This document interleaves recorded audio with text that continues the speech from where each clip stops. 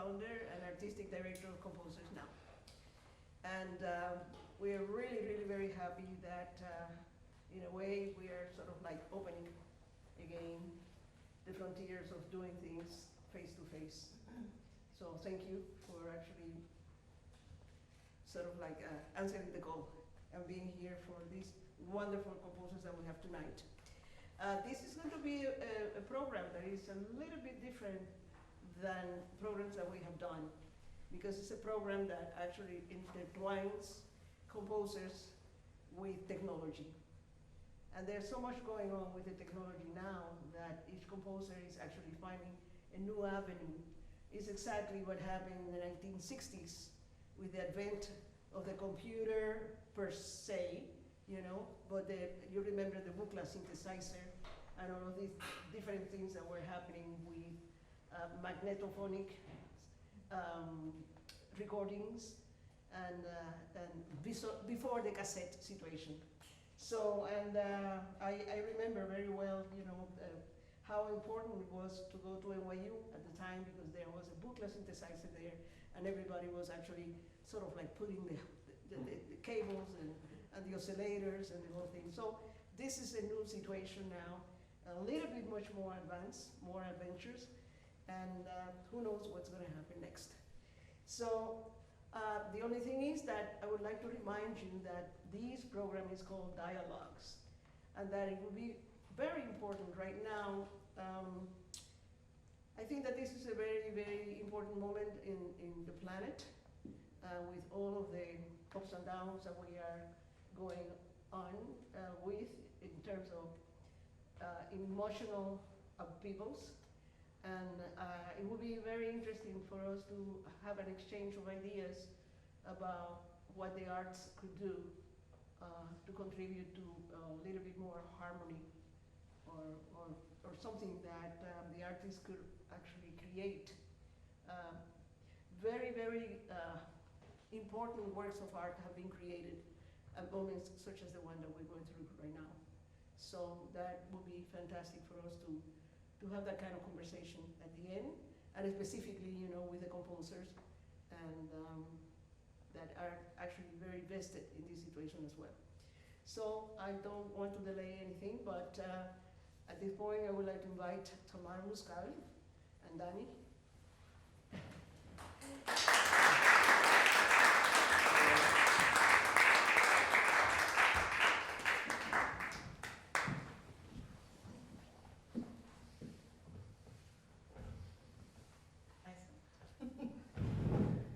So we'd like to talk briefly about the collaboration that Dani and I did, which is concerto for percussion solo and interactive kinetic art that Dani created, and chamber ensemble. Because it's very difficult to explain the art that Dani created, we decided actually to show you 10 minutes from the piece and talk briefly afterwards, so you can, you know, you can understand while you are watching what it is, and just get an idea about the piece. The video is edited very roughly, so there are 3 movements to the piece.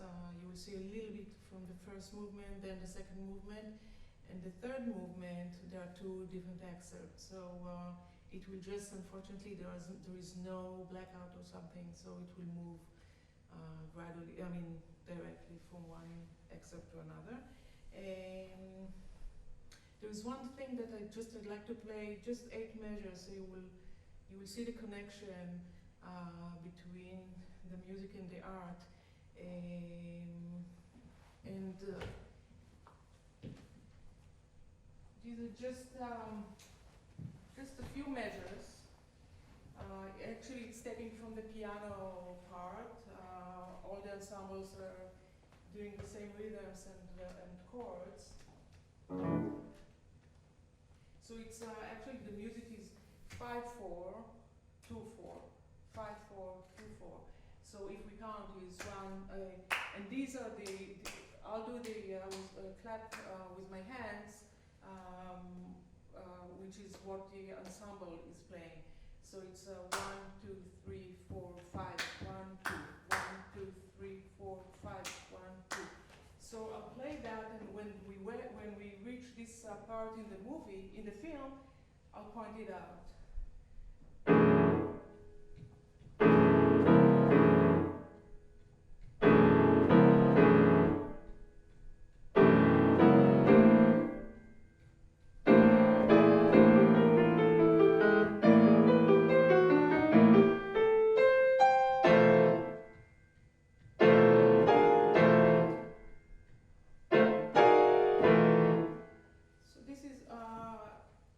Actually, in the piece it goes faster, but that is as fast as I can play. Yeah, so I think we can. So maybe as you lower the screen, you can start now. It gives us about 15 seconds to describe. Maybe you want to talk about the 3 movements of the piece and what they can expect to see in each of the movements. Yeah, do you want me to? Yeah. So the first movement is just a soloist with ensemble, like in any conventional percussion, concerto or concerto. The second movement, the soloist goes, leaves the stationary for all the percussion instruments and goes in front of we call it mirror, you will see why, and interacts just freely. We gave him some guidelines what we want to achieve in this movement, but he does freely whatever he wants based on our guidance. And in the third movement, all of them together. So the art is actually pre-programmed to do all kinds of things visually, rhythmically, and it just functions as another instrument, another percussion instrument. So all of them are together. Yeah.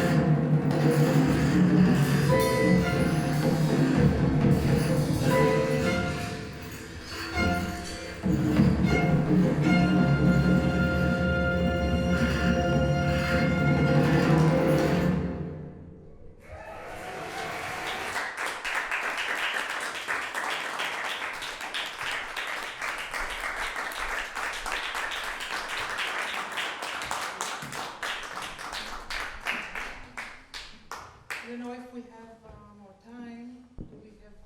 Maybe we'll do it really briefly. Yeah. So the Wooden Mirror is a piece I built over 20 years ago as an interactive kinetic sculpture, and it has many motors and wooden tiles in it, so it produces sound. I never thought of the sound as anything fundamental. I always enjoyed it, but Tamar, when she knows the piece, of course, she saw the potential of it being composed, and so last year we were approached by the La Jolla Summerfest, and they commissioned the piece, and as you can imagine, it took both of us out of our comfort zone. So for me, this is a piece that usually it's interactive, but never in a way that needs to be composed in such a manner. So I had to change that. And for Tamar, of course, this is not a conventional instrument that she's used to composing. So actually, just the mechanics of actually composing, we had to invent a bunch of stuff. And of course, there were more technicalities when it came to actually the performance and click tracks and stuff like that. But maybe that's not as, but of course there were other challenges which were musical? Maybe you want to talk about those. The programming of the mirror was done by myself, and I needed to find a way, you know, to do something which interesting for me rhythmically, but whatever I do is has a result also visually. So I needed to think at the same time both on the music and the visual as well, so it won't be boring visually.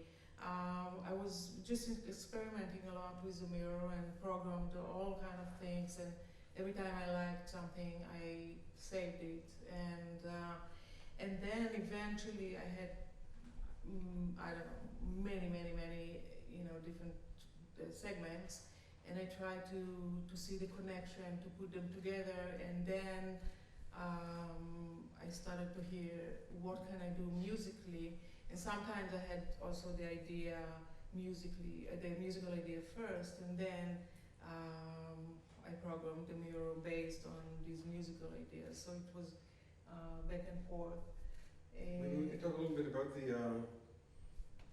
the motivation. So of course we're coming from different disciplines, and many times we go to see concerts that nowadays, many concerts have a visual accompaniment, and many visual things sometimes have a musical accompaniment, but we always found that there is maybe a tension, or there's kind of a question of what's leading what. The music is causing the visuals, or the visuals accompanying the sound. And what we found interesting in this project is that the sound is intrinsic to the sculpture. That question is mute about what's causing what. Just like, you know, when you see a violinist play, you don't ask yourself, is this movement is accompanying the sound? It's one and the same is true about this instrument.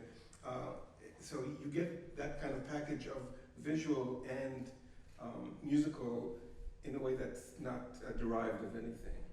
Yeah, I think also when you see the video, so okay, it's clear whatever it is, but think about, try to imagine that I'm watching these visuals and I'm thinking, okay, who is doing what? And so I needed to, it's not just rhythmical that, okay, I know that, like for example, the 5/4 that I was talking about, so it was very clear to me that this is gonna be something rhythmical. But there are some movements that, for example,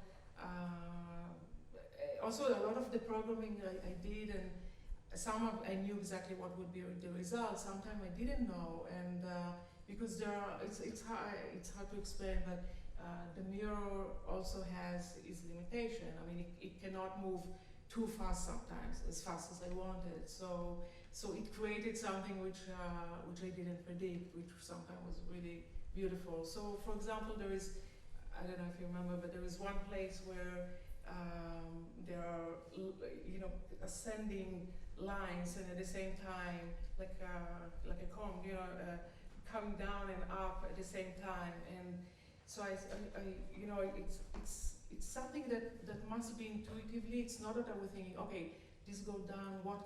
It doesn't work this way.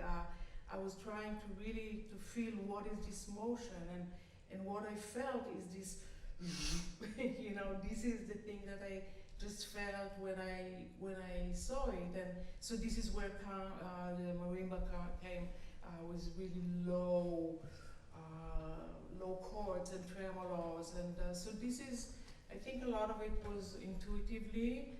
Obviously, it was a lot of thought, like how to put things together, because we need a form, and it's not just a bunch of sounds and visual, and it needs to have any kind of organization. But it was really fun, and the one thing that we discovered, especially for this first movement, that hopefully will be the first of a series maybe, but the more I try to do complex things, I realize that it's not gonna work, not for this kind of piece, because it's too much. Sometimes it's too much to follow both music and rhythms, and that it's you know, I try to see the limitation. How far can I go, and still to be clear and not too messy, and eventually not clear about what I want the audience to feel and to think. Cool. Maybe questions? I don't know. Do we At get the that? end. At the end. In the end, but you'll forget everything by the end. No? Okay. Okay. Cool. Thanks a lot. Thank you. Okay,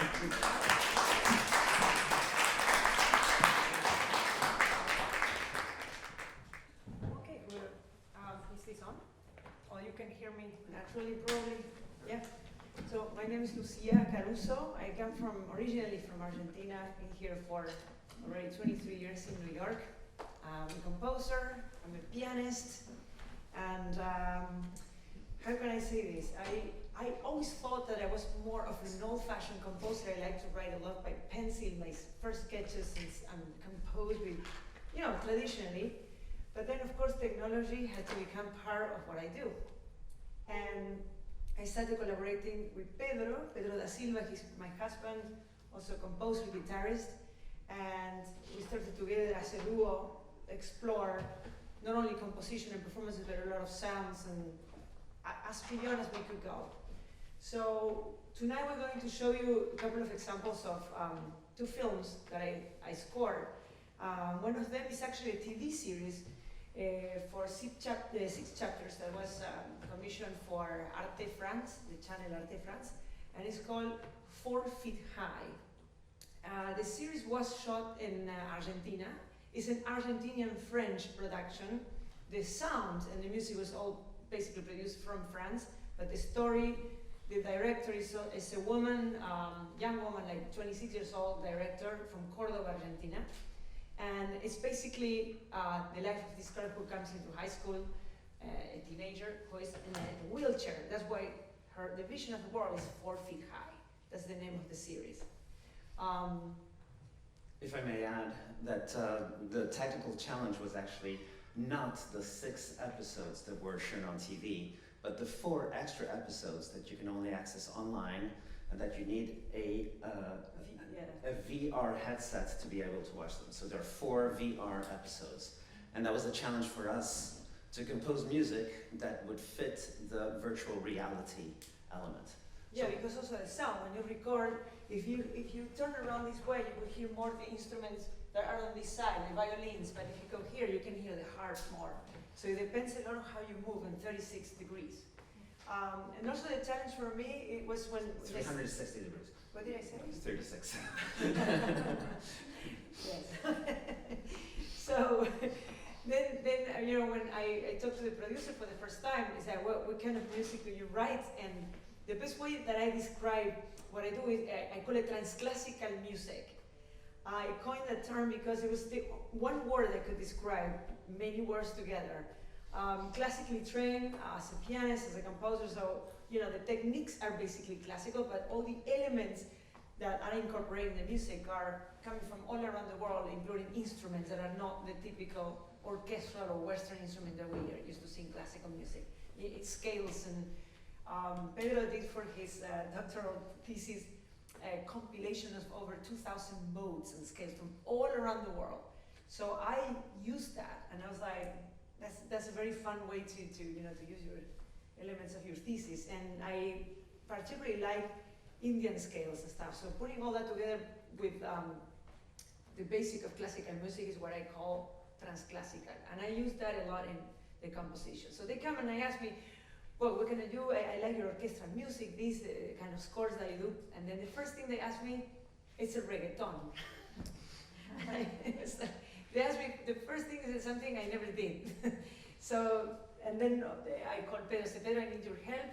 So please jump in the project. So we ended up doing this together. And So Lucía from Argentina asks Pedro from Portugal to do a reggaeton. But they knew her portfolio. They saw all her orchestral music, all the music that she had with influences from India and rhythms from Africa and scales from Indonesia. And they loved it. They were like, you're perfect for this. And they're like, okay, we want electronic music here, we want a reggaeton here, we want some trap here. So she was like, Pedro, help. what do I do? I was like, so then we started. It was a big learning experience, I have to say, a big challenge. And then Pedro jumped in all that has to do with electronic music. So I basically write a lot of the music, the harmonies, the tunes and all that. And then Pedro makes all these remixes around it. So let's watch the trailer for the series. And you will see the VR So VR is virtual reality, and you see in 360 degrees, and if you turn your head, you're going to see different things. So in this trailer, which is on this flat screen, you will be able to have an idea of what the VR looks like. And you'll see when it changes the view. So here's the trailer for 4 Feet High.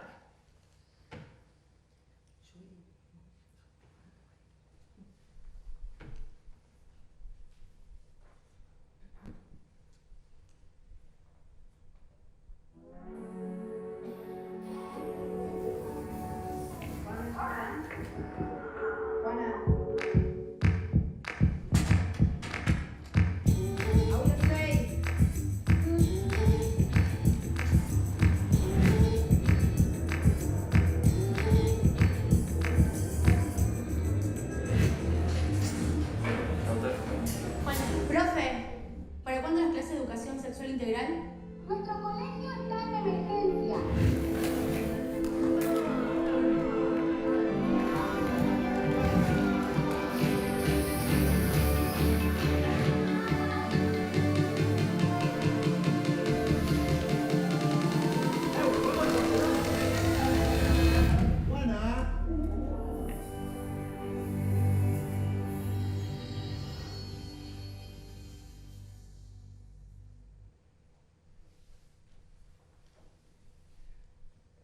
So as you can see, it's a very youthful kind of, they're kids in high school. Of course, they wanted something deep and profound, so they wanted a classical composer to write those deep and profound moments.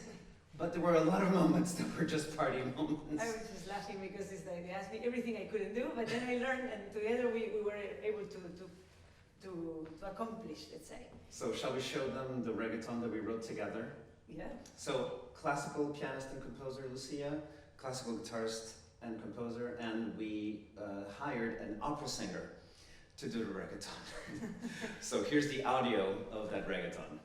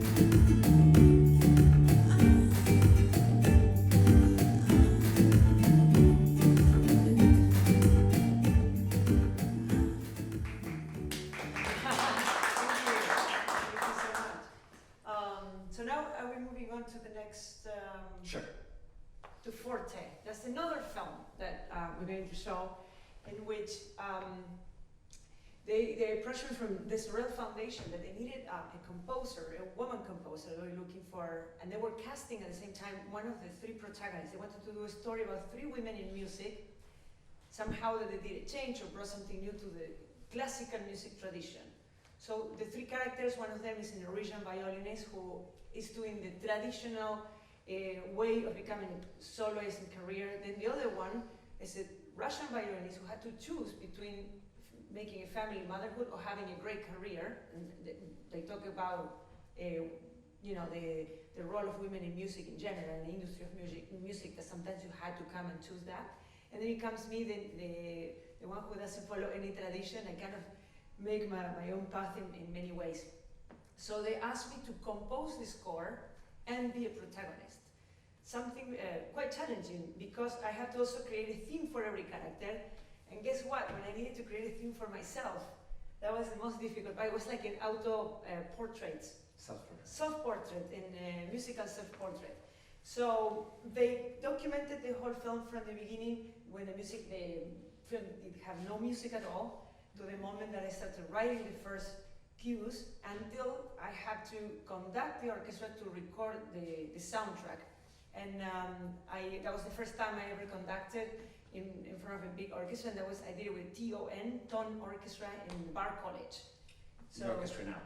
The orchestra now. And And the first track that we're going to see is called Orchestral Suite, in which I put most of the characters, I try to put like all these themes together, but at the same time, I portray the Andes Mountains. I'm from Mendoza, the west of Argentina. And there is a part in which I connect the theme of the mountains, what I call, that connects to my father, who passed away, and all of the three characters of the movie had somebody, we lost a parent. So that theme connects with the three characters, and at the same time, I converted that theme into the high register to represent Norway, because every character that went to their countries to film. So in one moment, I was also writing for orchestra, and I asked Pedro to join with the electric guitar. I said, why not having a full orchestra and you play like a soloist, like a concerto type for electric guitar, an orchestra. And then I just said, go crazy. And let's see what we can do with going crazy. So he has some demonstrations of that orchestral suite. Well, Lucía wanted some sounds that are not possible on the guitar, but thank God I have this very special guitar where I can do any sound I want.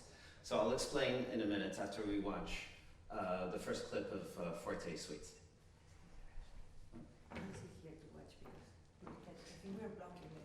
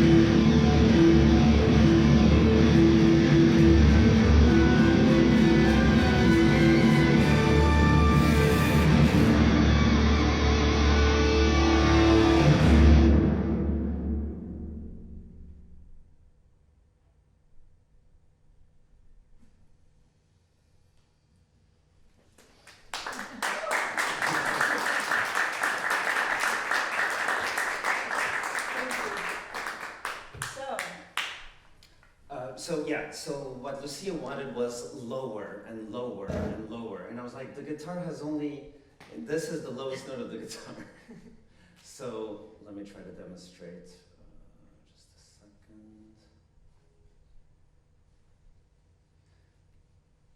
Why don't you explain that you wanted lower for the mountains?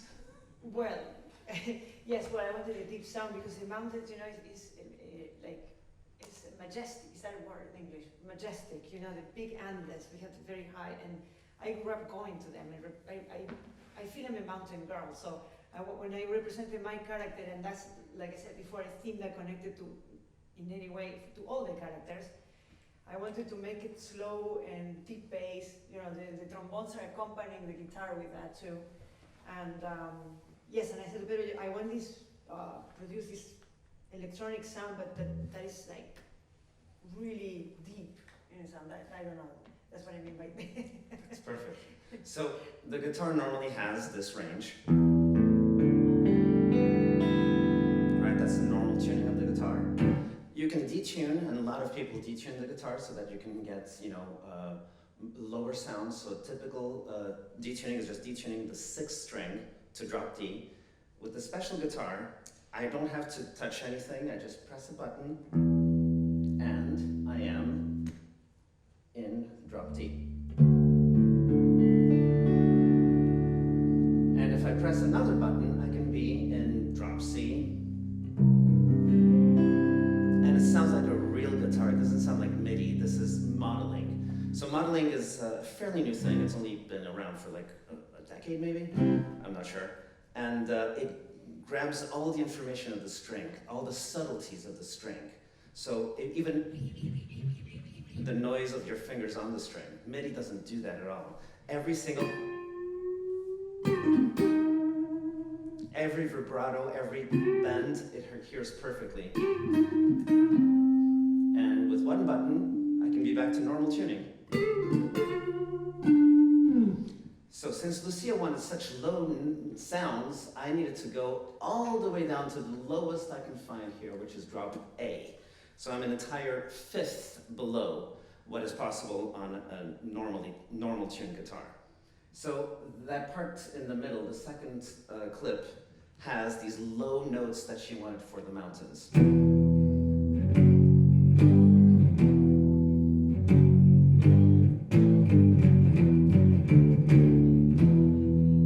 And then she wanted lower even, so it goes higher momentarily. Sorry. And it reaches this low note, which is extremely low for a guitar. But that's what she wanted for this piece. And this was not possible until I got this guitar, which it arrived the week of the recording. And it was perfect. So she's using new technologies because they were not available before. Maybe I could have done it with a 7-string guitar, but We have no time. That's the thing when you write for a film and they give you a deadline. I mean, imagine it's an hour of music. They give you 3 weeks to write the whole thing and orchestrate. He was helping me with the orchestration because otherwise it's impossible to deliver and do and then be there fresh and have everything, you know. And then the director said, "We're going to change the last scene." they were editing also to the last minutes. So the next episode, we can go to the next one, right? yes. It's called exactly Nerves of Steel. That's exactly what I was going through. And the director said, how can you represent you being nervous, you know, that adrenaline before going to stage? So the piece is called Nerves of Steel. And he's conducting this. He helped me also, you know, sometimes I took a little break from conducting the whole score, and he came in and I helped me conduct it. And the Nerves of Steel is actually, I mean, it's very meta because they were filming her as she was composing the score and as she was recording the score, and everything is done in the movie. And you're hearing the score before she's even written in pencil, and then you see her writing in pencil, and then you see it become a full orchestra. It's pretty cool. But Nerves of Steel was precisely that nervousness of, like, you know, writing for this project and it's not even finished, and the director is finishing things at the last second. He asked me for this cue on a Friday night when we had to deliver for Monday. So I had a weekend to write this whole thing, 5 minutes of music. And I was literally composing standing because I was so tired. And we call this Salieri style. I don't know if you saw the movie Amadeus where he's dying and he's telling Salieri what to write. Yeah, so I was like pacing like this, and Pedro, place. And I was like talking like this, like walking, and Pedro, okay. So she was Mozart in this scenario, and I'm Salieri. I sat at the piano and did this and that. Yes, a B flat here. We were like crazy, but he was helping me. This is the dynamic that we had for Nerves of Steel. So let's show Nerves of Steel, and then we can talk about what we did with it. The two clips.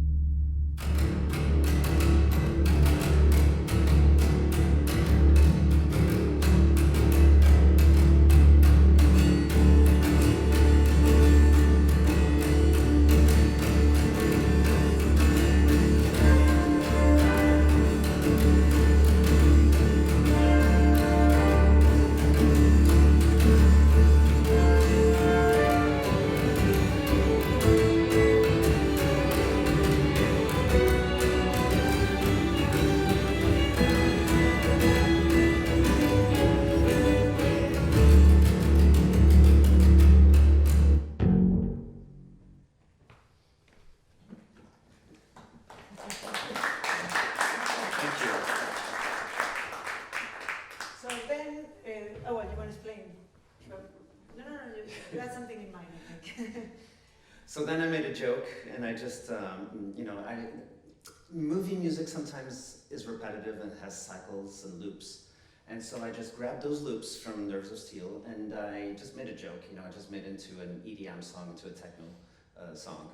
And Lucía loved it, and she was like, that's on the record, that's on the album. We have to include this in the soundtrack. He surprised me completely. He grabbed my theme, everything, and said, here is my remix of it. Yeah. So he's going to do a live demonstration of that. So I grabbed samples of the orchestra, like this one that you heard in the beginning there. And I added all kinds of different instruments and sounds. So I added, for instance, more percussion. I added timpani, samples of timpani.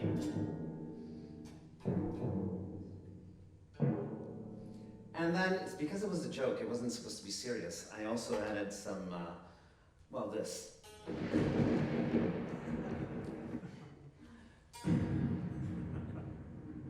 And it was just funny to me, and she loved it, and I was like, are you crazy? We're not going to put this in the album. No, I said, of course we're going to put this in the album. So Lucía doesn't do much of the electronics. Well, he's doing all of it, and I'm using that for writing the music. And so yeah, we're collaborating this way. I come with ideas of, for example, did you see that drumstick inside the piano? So it was vibrating.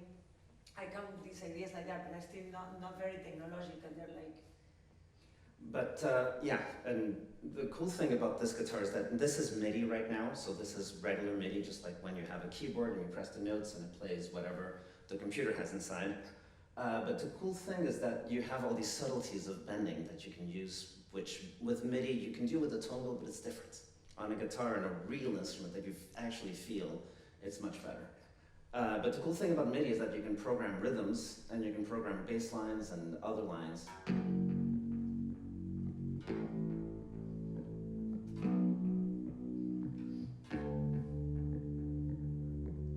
And then I programmed this little harpsichord, so it plays a lot of notes when I just play one note here.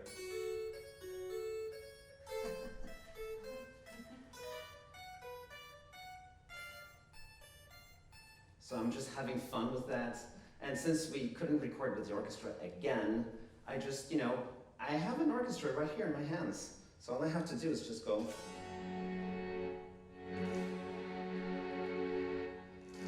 And with just pressing a few buttons, I can change the sound completely.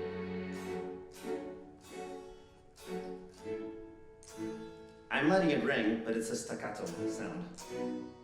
Or I can have this kind of sound, which is pizzicato. So since we didn't have an orchestra, I just decided let's do it, but with a real instrument that feels different than a keyboard. Well, I'm not a keyboard player, maybe that's the So reason. you were part of the original, to the Yes. recording, from the recording with the orchestra. So let me show you the beginning of this, so you hear the different sounds we tried to use here, and how much fun we were having with this.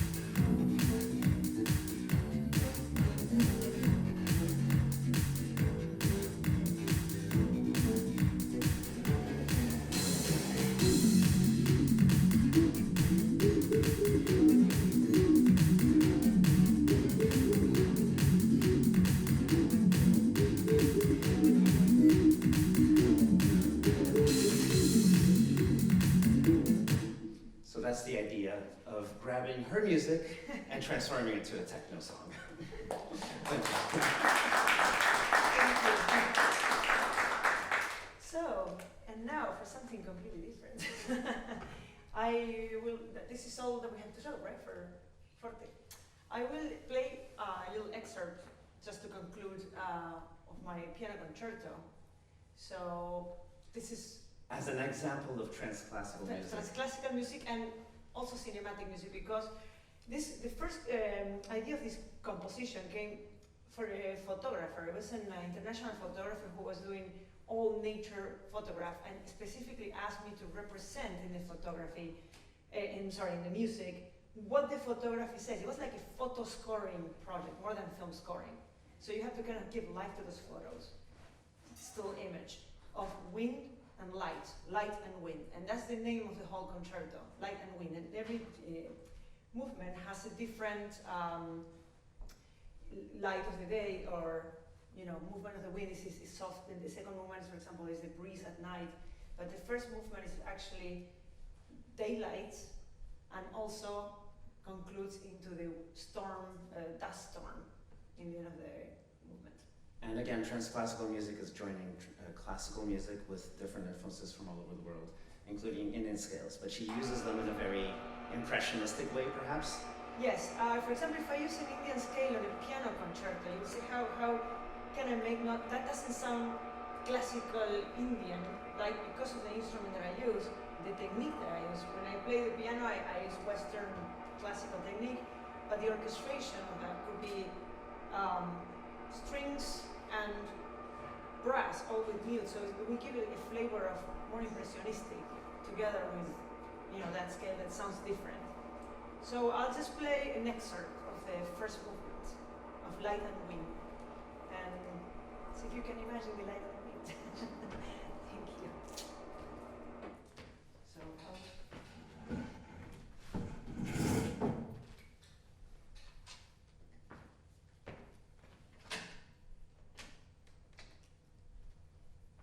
I would normally start this piece with an eraser, you know, like a board eraser, because I have these sandals with black keys. So I wasn't prepared to, it wasn't planned to play tonight, so I didn't bring it. So I will do my best with my own fingers.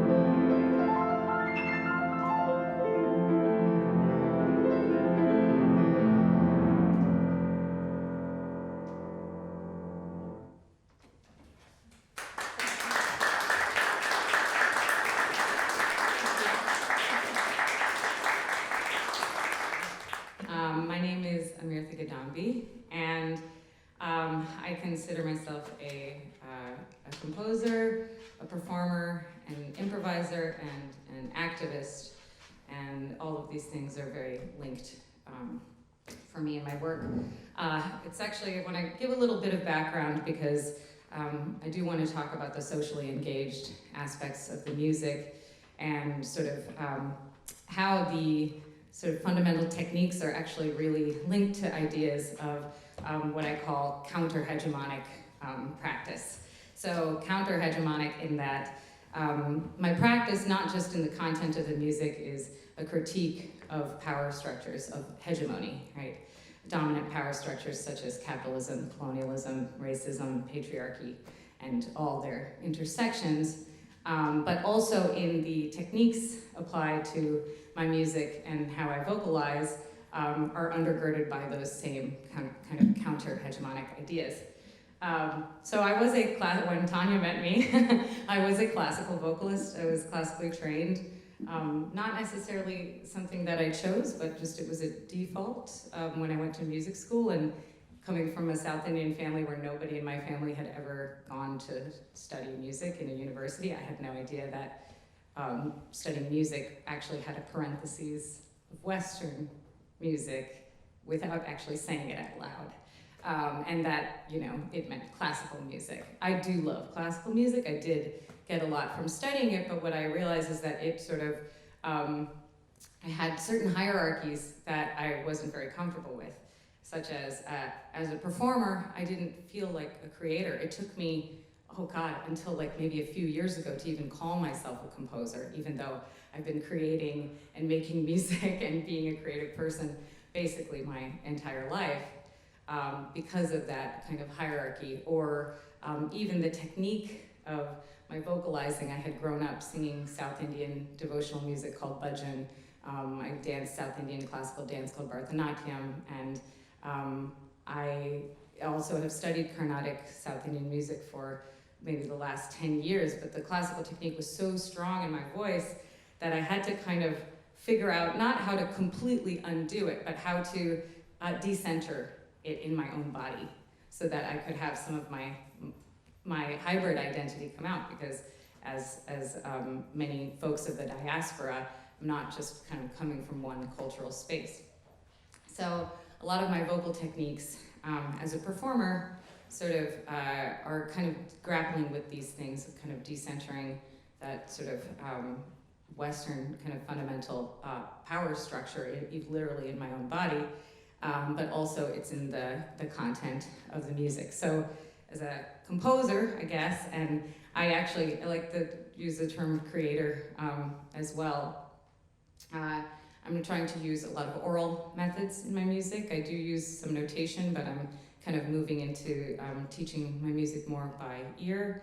I'm also kind of interested in having kind of a different scale of power structure within an ensemble. So I don't, like, as a composer, write for ensembles that aren't my own collaborators that I work with, and I think about the composer as collaborator. So I liked, you know, in the previous presentation that there's such a collaborative relationship because it kind of takes these hierarchies down a little bit. So in my main band, Elder Ones, which we'll see a little bit of today, each individual musician in that band is chosen because they have their own creative practice and their own creative voice, and they're going to bring that into the music, not just through improvisation, but also in their use of technology and all kinds of things. So I came to composition through improvisation. That's what free improvisation in particular kind of opened me up to being able to compose, specifically a group called the AACM, the Association for the Advancement of Creative Music, which is kind of modeled on the Black Panthers. And so it was really a politically undergirded idea, and it was a social idea. And so they composed music, everything from, you know, classical ensemble music and orchestral music to completely free improvisation and free jazz, to, you know, having James Brown as an influence, and et cetera, et cetera. And so I call myself a creative musician in that tradition because it opens up so much. So coming into this music through free improvisation, I came into it really as a vocalist, first and foremost. And I didn't have much of a relationship to the technological, I have to say. The voice is sort of like, you know, the primary instrument, the primal instrument, the most ancient instrument, maybe other than like a stick and a rock. And so I was always a bit of a Luddite and a little bit scared of technology. So my first kind of forays into technology, I was kind of thinking of what sounds that I really liked in electronics, and the thing that I really didn't want to do with electronics when I was just dipping my toe in, and really through collaboration is how I kind of first started exploring, was I loved early electronic music, musique concrète, like tape music, composers like Halim Eldab, and I loved Edgar Varese, and folks like this. I loved the tactile nature, or like, I love the sound of vinyl in like early hip hop DJs in the Bronx and Footwork in Chicago. So I really liked the tactile kind of analog sounds. And that's what I was interested in. And I in trying to figure out what kind of sort of collaborator I wanted to work with who was, you know, utilizing electronics, I really didn't want to see a laptop on stage. That was just like my personal preference.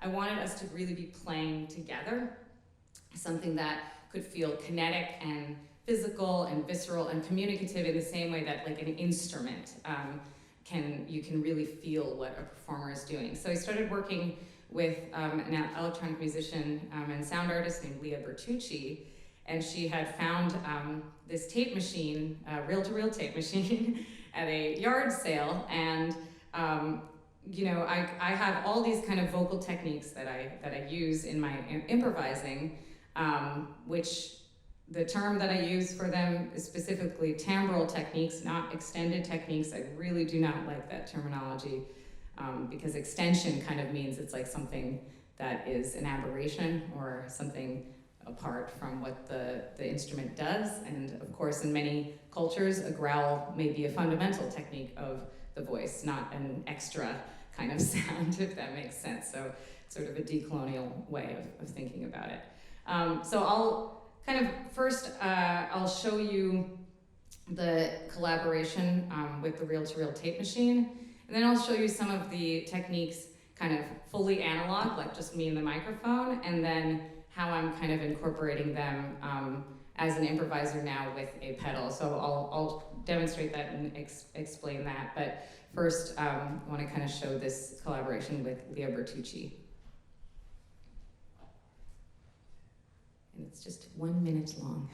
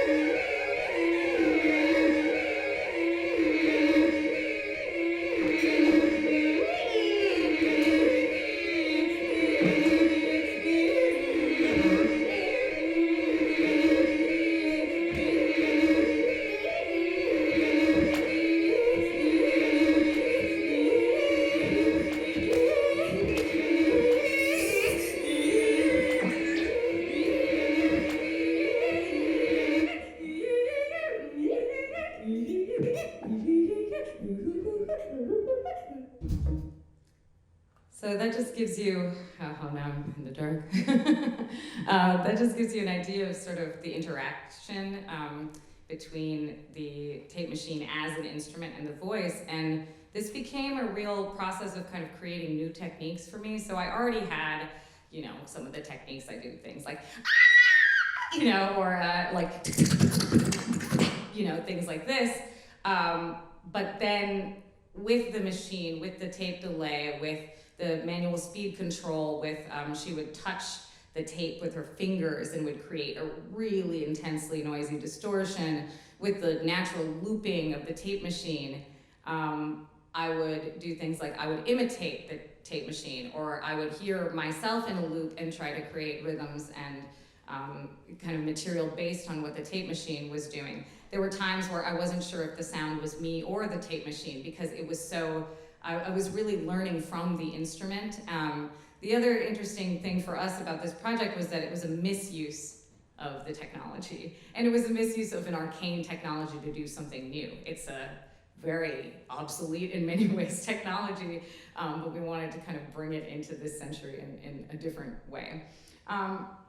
So after that collaboration was over, I was kind of thinking, you know, there were so many things that I learned in that collaboration of kind of how my voice and these techniques that I use in my voice could interact with electronics, that I was interested in kind of continuing that in all these kind of various projects that I do. So I play as a collaborator in other people's bands, such as Mary Halverson.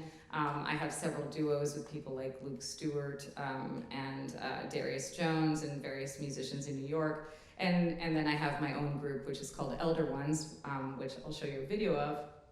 And I wanted to see, you know, how I could bring what I learned from this tape music collaboration into all these different improvised music settings. So as if somebody, you know, cosmically heard me think that, a composer, an electronic musician at Princeton named Jeff Snyder emailed me and he said, hey, I have this prototype called a voco deck, which is a pedals created specifically for vocalists. So there's a lot of pedals for guitarists and you know, and different types of instruments, but there are very few that are kind of like specific, other than loop stations maybe, that are specifically for vocalists. So this is what he asked me to do. It's still a prototype, so it hasn't gone into mass manufacturing yet. Is he wanted me to actually go out, use it in improvising, use it in those settings, use it in your music, use it in your band, and give me feedback and tell me what I can do to kind of change it. So that what I'm showing you is something that's kind of a work in process. I'm kind of trying to figure out almost how to recreate some of the things that I did with the tape machine in this pedal. I'm kind of finding new things that are really surprising and fun and interesting. And then I'm starting to incorporate it into ensembles such as my band. So I'll show you just like 3 of those patches and then show you kind of in action in my ensemble, Elder Ones, how I use it in improvising.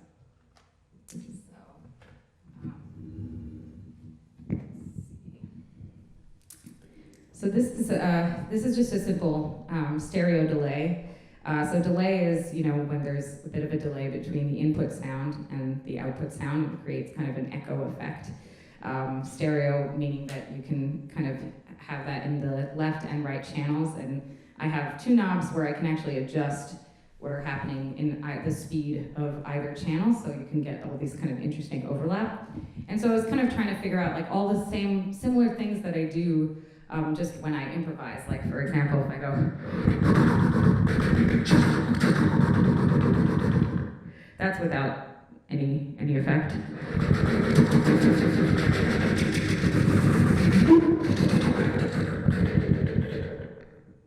So it just kind of gives a little bit of something more. Or things like this.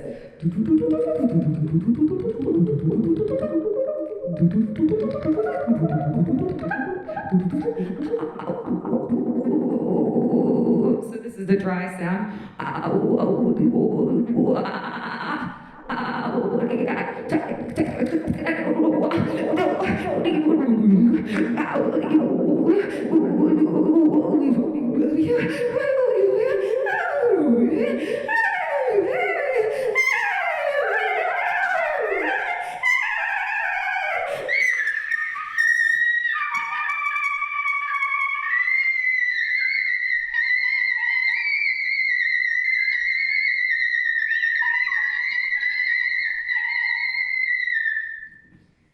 It's just a little augmentation of the, I mean, that's what I'm doing, but it kind of, because I can change the speed of the delay, I can kind of create kind of rhythmic, you know, even in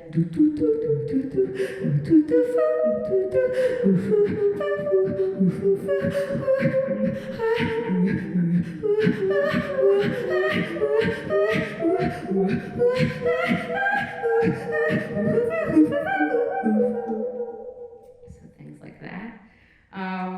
And stereo delay is normal. It's a very typical effect. It's not anything really crazy, but I'm kind of trying to find ways to interact with it in ways that I already improvise.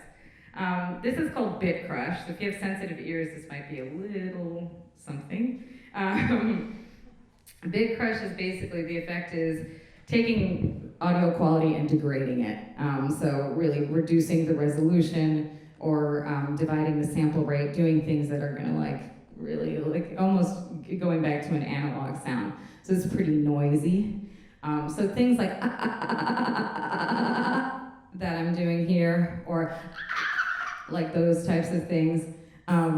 With the bit crush, so you can already see the audio quality is pretty degraded.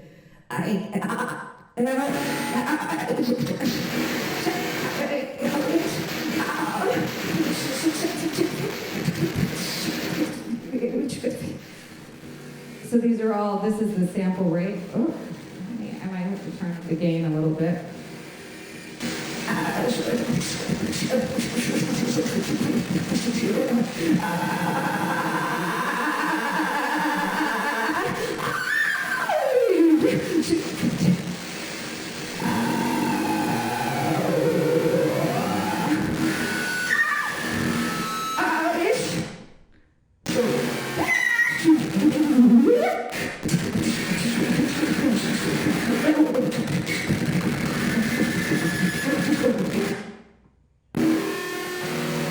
So what's happening there is, because the audio quality is so degraded, I get feedback as well. And every time my voice is doing something, it gates the feedback so you don't hear it, but then every time I let go, the feedback comes back in.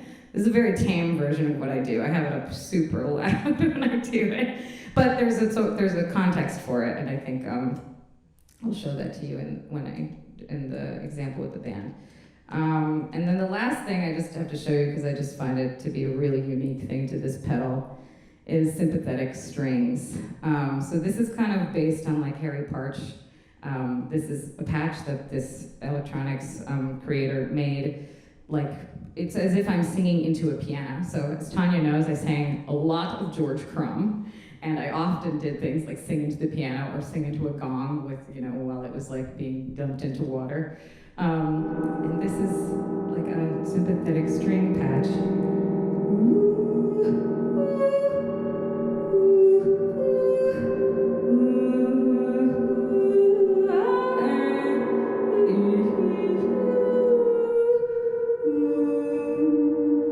But I can change the dampening of the strings. So I can have less.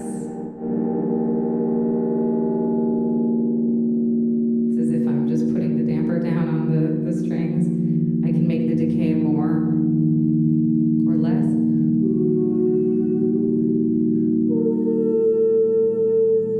I can detune the strings of the piano.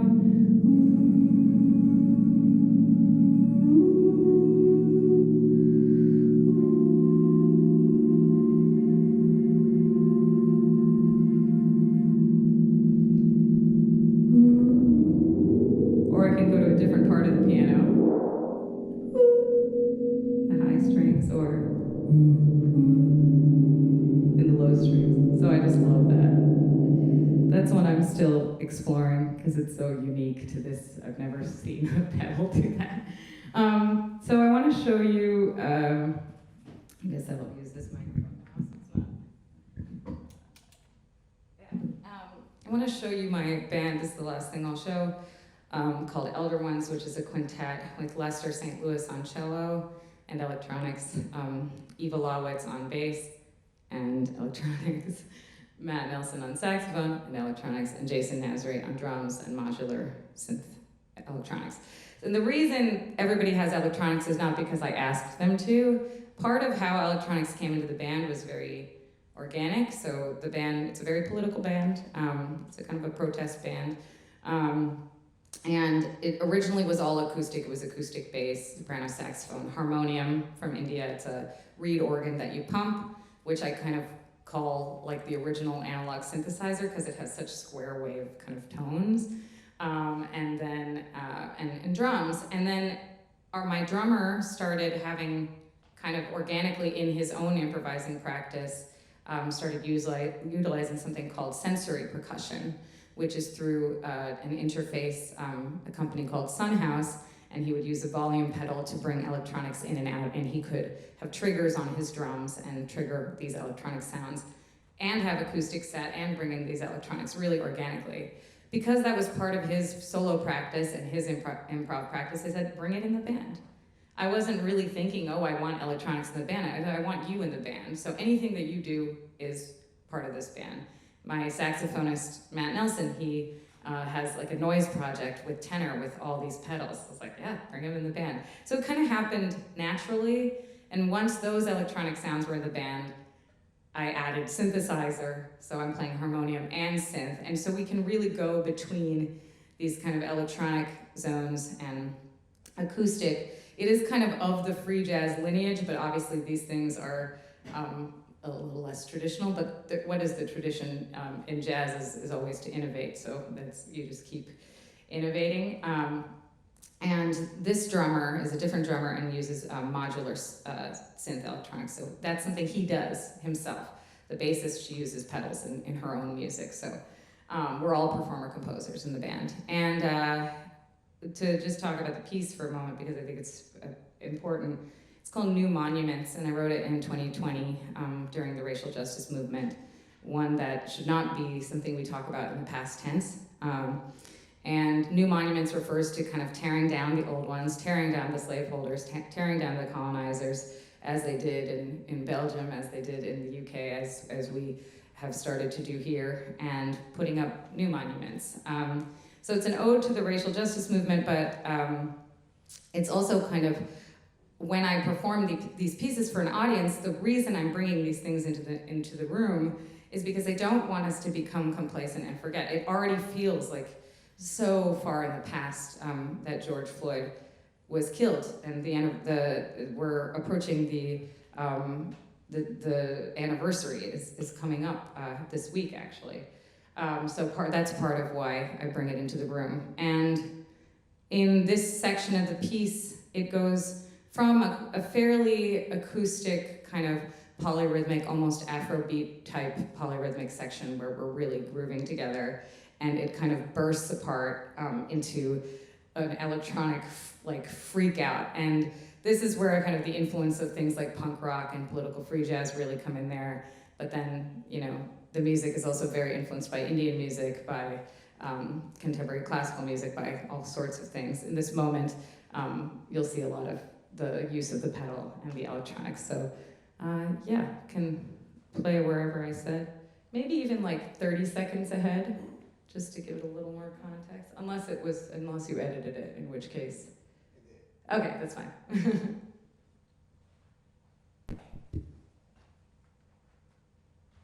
Oh, and I should just say, sorry.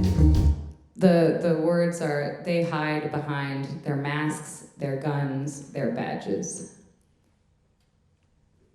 They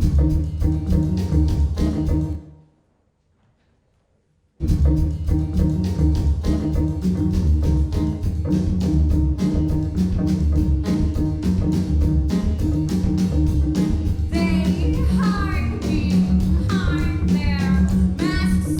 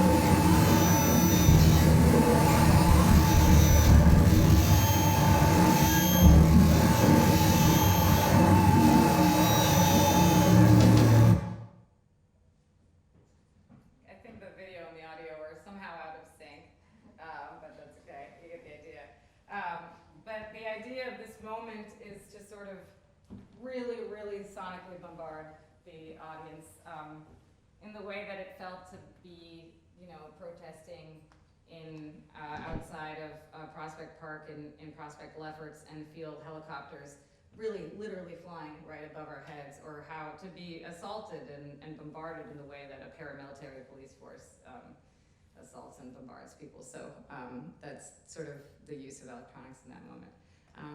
But yeah, that's it. And so I think hopefully we have time to discuss dialogue.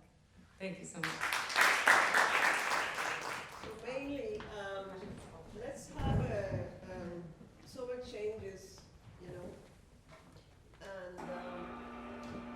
I myself am very curious, when I said that we were going to actually at the end have a discussion, and I would like to ask you, Danny, because you are the inventor of that, the mirror, and I was trying to figure out how the sensors work. That it was at least fascinating to me. Okay, sure. To see that this was responding somehow, and also the response in delay when the percussionist was in front of the machine or the art piece. Yes. And the percussionist walked, and then we saw the silhouette. Exactly. Oh, Yeah. But the thing is that how to do that when each of them, the particles were in sort of like squares or, Okay. Yeah. So, all of my work before this, for the past 25 years, is based on the idea of mirroring, of reflection. So my art is always interactive and digital, and many times kinetic, like this piece. So that thing is kind of constant. Whenever you stand in front of one of my pieces, you're immediately reflected. And that kind of is the way that you interact and participate in my art. That is actually something, and that is achieved by means of a camera. So inside that sculpture is in the center of it is a camera that sees whatever is in front of it. Inside of it, of course, is a computer and controlling many motors to mirror that motion. Now, the thing that we saw here was a little bit of an edited excerpt. So a few seconds before that, you can actually see that it's normal reflection. We're kind of training the percussionist, and we're training the audience to this one-to-one relationship between the piece and the performer, and then we start messing with it, such as delaying it. And delaying it is not something that I've done before. So that came from trying to create things which are rhythmical and musical. So actually some of it came actually from Tamar as we were actually experimenting. And there, I find it many times, I also teach that the same things that are used for creating interactive pieces work quite well when you turn them into performance pieces. So the audience does not interact directly with the art, but through a proxy, which is the performer. But you kind of almost feel like you're doing it yourself when it's done properly. So the same techniques that are used for creating interactive pieces work usually nicely for performance pieces as well. There was something that captivated me also, that you had sort of like microphones. Yes, so the piece creates the sound by means of the motors and the clacking of the little tiles, but it's very faint, so we had to actually amplify it, and that turned out to be actually a challenging thing because of, you were talking about feedback earlier, we couldn't actually boost the sound as much as we wanted. So definitely we had microphones inside, outside, tried everything we could. It was very interesting, because you both are couples, and you both work very intensively. Well, not after this collaboration. Exactly. Well, okay. One thing that I'm going to throw in there, now that you are creating your own culture, musical culture, in a way, through these collaborations, and I would like to find out in terms of the perspective of how you sort of like channel your native culture into the work that you create? Because your influences are Hindu, Yeah, one of them, yeah, and your influences are Hebrew, right?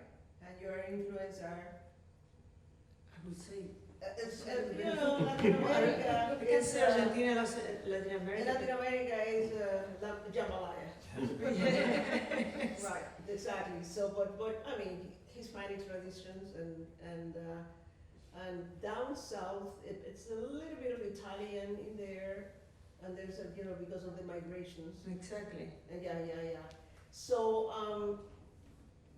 how that influenced you in any way as composers? Who wants to take it? I'll take it because I feel like interrogating my identity was almost what led me to compose. You know, and it you know, being what I create feels like a manifestation of like the hybridity of my being. And part of that was, once when I was performing like Eurocentric classical music, it felt almost like a suppressing of my identity in some way. So then when I decided that I was going to start to create, a lot of my improvising came from Indian devotional music, so that's why I play harmonium in the band. I sang something called bhajan, and so a lot of those vocalizations, the microtonal kind of, people call them ornaments, they're not really ornaments, but they're kind of like, a note is not just a pitch, it's a whole movement. Each note is kind of a pitch center plus all of its kind of microtonal movement around it called gamaka. So that's definitely part of it. But then I grew up in the 90s in the United States, so I was really into punk and into grunge, and I was really into socially conscious hip hop. I grew up in the Bay Area where bands like the Hieroglyphics were, I love Tribe Called Quest, and so like that political kind of critique is a lot coming from that kind of music.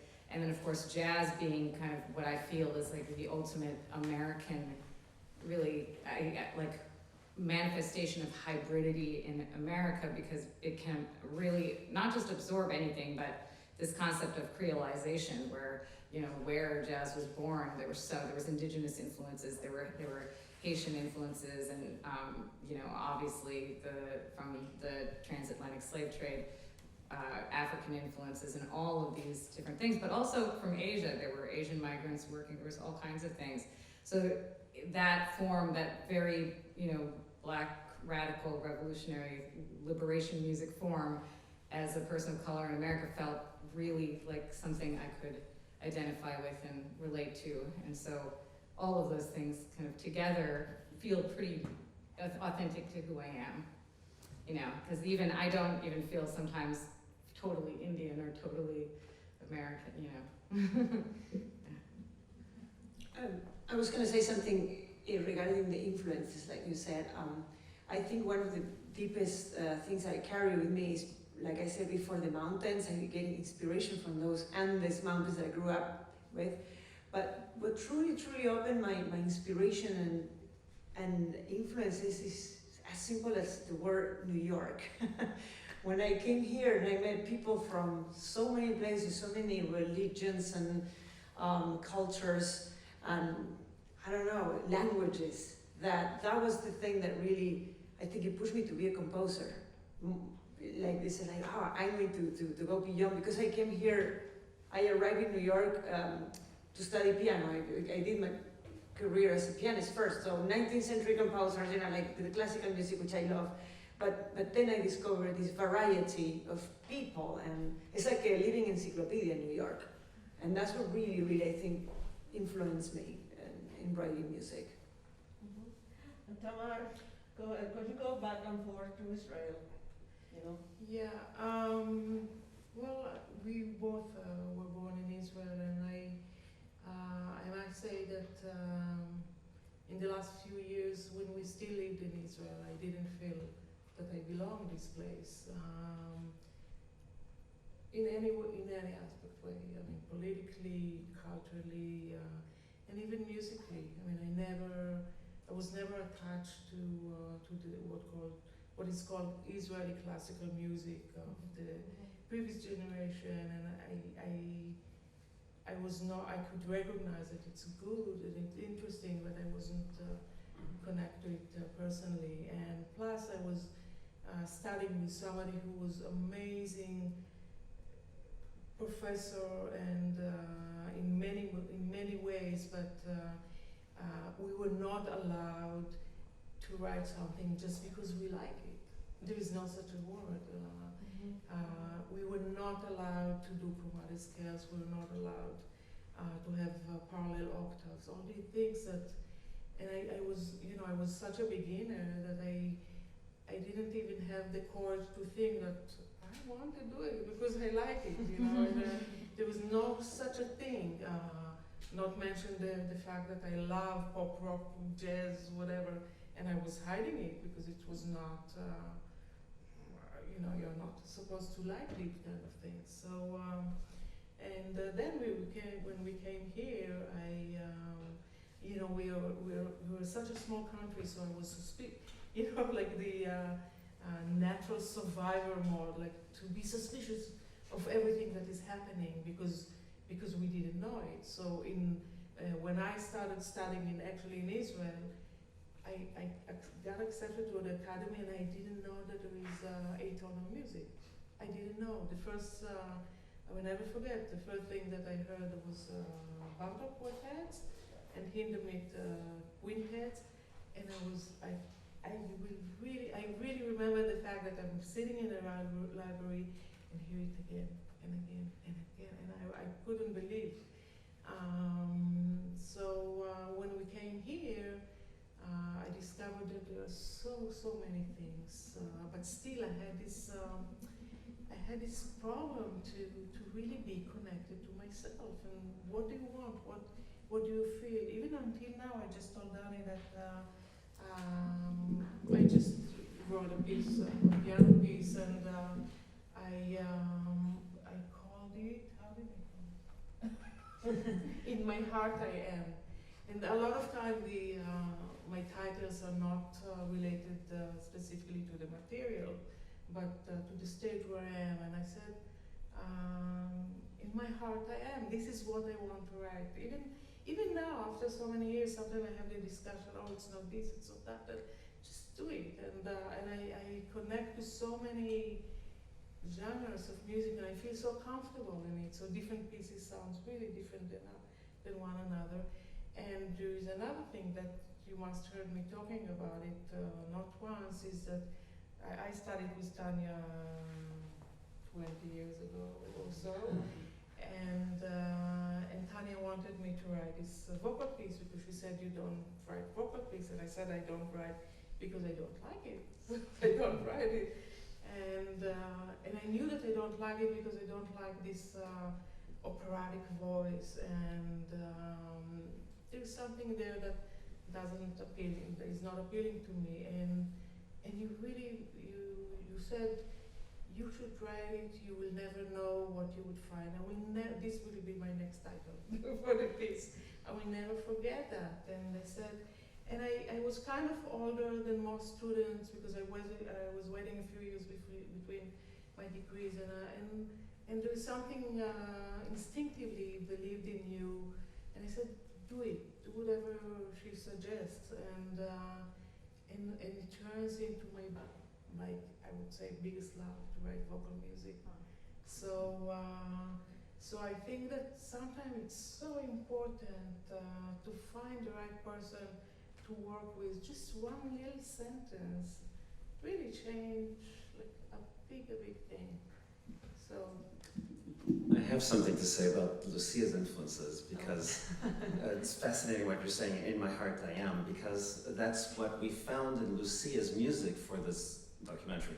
She wasn't trying to be Argentinian, but the rhythm that she has very prominently at the end of the Forte Suite,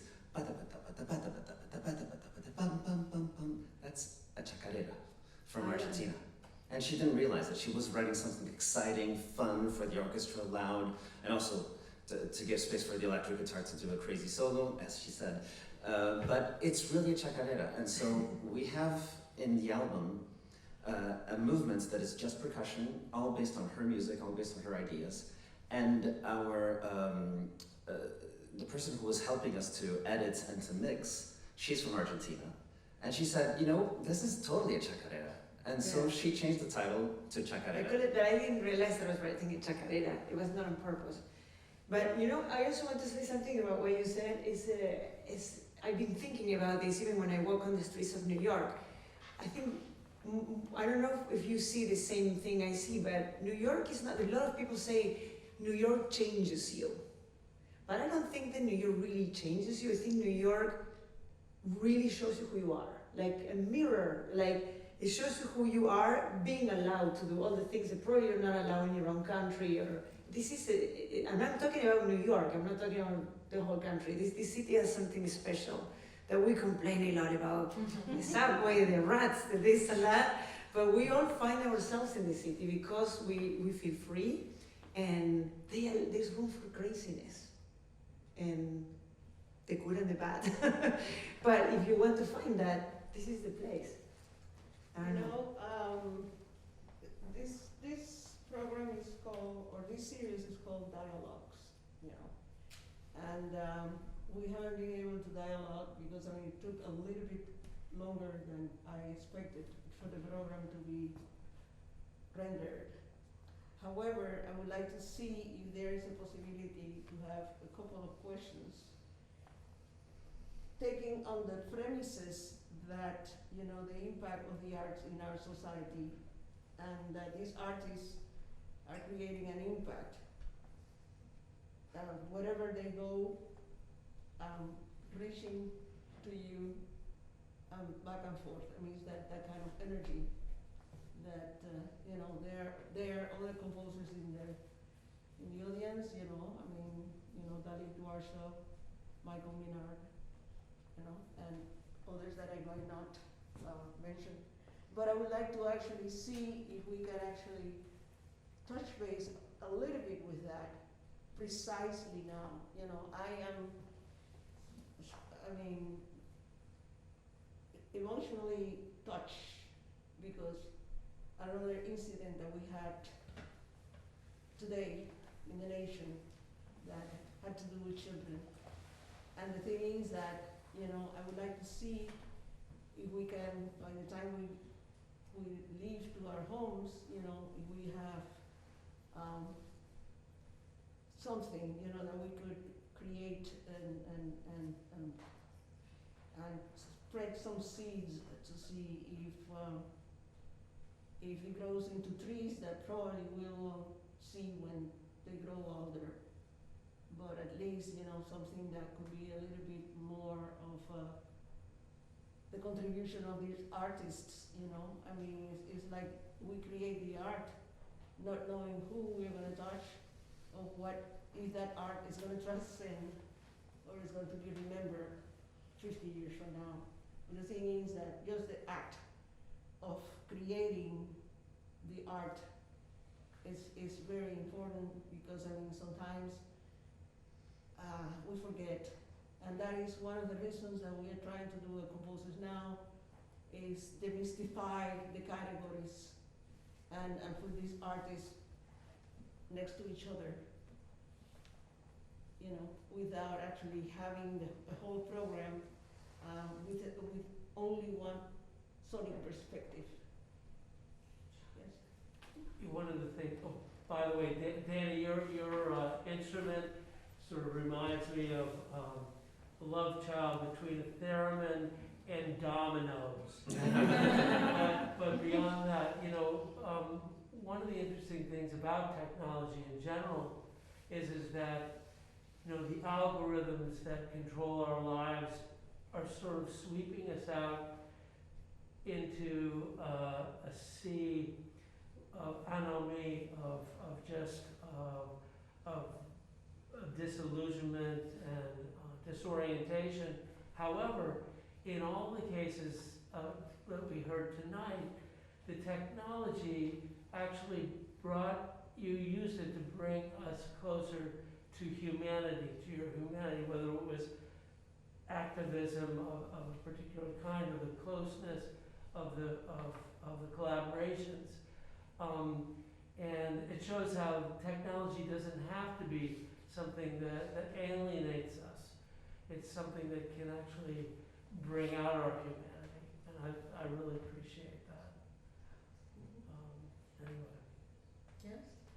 There's so much I wanted to say, and this whole, this beautiful presentation of all of you just provoked so many thoughts and questions. But first I'll start with what you just said, which is just so on the ball, that it was very unusual that that all of these collaborations that sort of brought forth, I mean, each, can I take my mask off? Yes. That's one thing. Each of the composers, in their own way, they were professing to be either Luddites or more traditional background, or in the face of the electronics, it was not some like a contrived sort of contest sometimes that we do see, I think, in the very many endeavors of multimedia performance. It was the electronics enabled the humanity, it enabled a boldness and an honesty and a self-discovery and a breaking of one's own boundary. So as a composer, I was seeing that in all of you in different ways, and it was exciting and inspiring for me because I have my own, comparable type of situations in my own creative world, but I really appreciated how all of you referenced your work apart from the actual collaboration. Like, I loved hearing the excerpt from your piano concerto, for example, and Tamar, I know different aspects of your work, and so it was really fascinating for me to see and hear the collaboration and how just what was brought forth, and like jumping into cold water, being faced with this sort of collaboration, and I mean just so much. I mean, just your innovativeness and the way you bring your backgrounds, but also forget them in a way in the face of these new. And one thing, we don't have that much time because we have limited time in this theater. However, they are other composers in the audience that I didn't mention. But at least, could you raise your hands? Yeah, exactly. I'm saying that because this is something also that is also very meaningful. How composers support composers. So in other words, that you come and you're members of the audience. And the only thing is that I would like next time, that you actually, ignite the conversation, because I'm pretty sure that you have plenty to do. And I have seen you many times. You always come. So I haven't come in a while. Oh. Well, so you look like somebody else. That's But possible. we all look like somebody else. I've been with come for some time. So Yes, exactly. Yeah. But anyway, I think that we will have to stop. And the thing is that we have an ongoing situation going on twice a month. It's called Impact. And if that is actually online, and if you watch the Impact, you will actually see many composers twice a month. And we started in 2020. So multiply how many composers you can actually have access to. And they do their own presentation, and they talk about all kind of topics. Some of them talks about politics, some of them talks about sociology. And actually demonstrate also the kind of work that they do.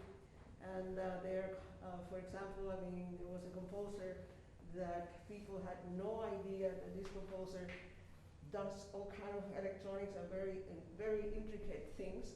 And at the end of his presentation, he was presenting that he had a band in Burkina Faso. And there he was playing the drums with all these dancers around, in Africa, and this is something that I believe artists all over the world, we are trying to unite the world in a certain aspect that is not being spoken as much. But, you know, that is what we're trying to do, and I would like to encourage all of you to support being composers, because I mean, we are writing the document that is going to be discussed 100 years from now. So, thank you very much for attending, and look into our website so you see the next events coming up. And we have a residency that is going to be happening. The Pocantico is the Rockefeller Estate, the Pocantico Center. And we also are going to have another show that is called Composer Curator. And that is actually, it's going to be, I believe, it's going to be Maya Yoshioka, the one that is going to curate it. And many other things that right now I cannot give you details. But if you are so kind, visit our website and follow up what we're doing, and your support for composers is very heartfelt. Thank you. Thank you.